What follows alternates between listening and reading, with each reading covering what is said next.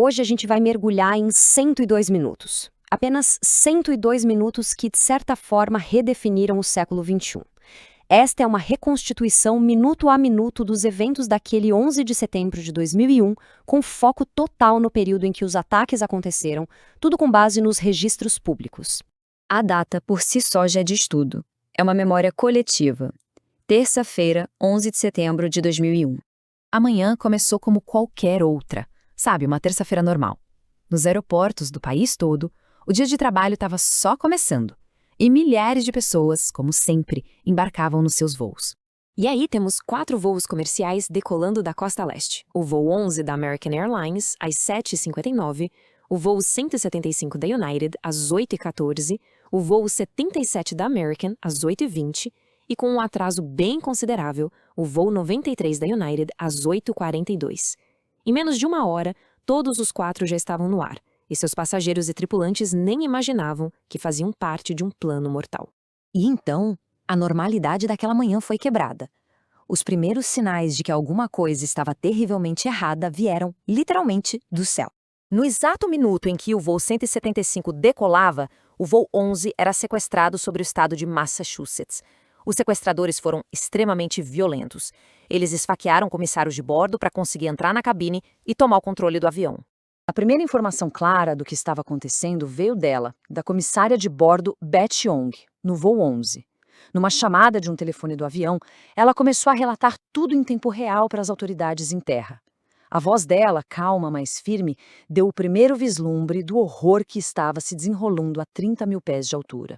E então, às 8h24 da manhã, o controle de tráfego aéreo ouviu essa transmissão arrepiante. O sequestrador, Mohamed Atta, achando que estava falando com os passageiros, apertou o botão errado e acabou falando direto com os controladores. A frase "nós temos alguns aviões", no plural, foi a primeira e terrível confirmação de que aquilo não era um caso isolado. Era um ataque coordenado. A partir daí, o destino do voo 11 ficou claro. O avião sequestrado fez uma curva para o sul em direção a Nova York, transformando um ato de terrorismo aéreo num espetáculo público de horror, algo sem precedentes. Às 8h46 da manhã, o voo 11 bateu de frente com a face norte da torre norte do World Trade Center, ali entre os andares 93 e 99. O impacto foi instantâneo, catastrófico, matou todo mundo a bordo e centenas de pessoas dentro do prédio. 17. Guarde esse número. 17 minutos em que o mundo ficou em suspense, tentando entender o que era impensável. Por 17 longos minutos, o mundo assistiu em choque. Durante esse tempo, quase todo mundo, inclusive a imprensa, achava que tinha sido um acidente terrível, um erro de piloto, uma falha mecânica. A possibilidade de um ataque deliberado ainda não tinha nem passado pela cabeça das pessoas. Mas essa ideia de acidente foi destruída às 9h03 da manhã.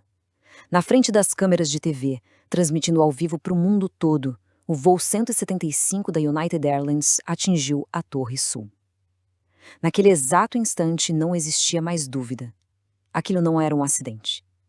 Era um ataque. E essa citação, ela mostra a confusão terrível que estava no local.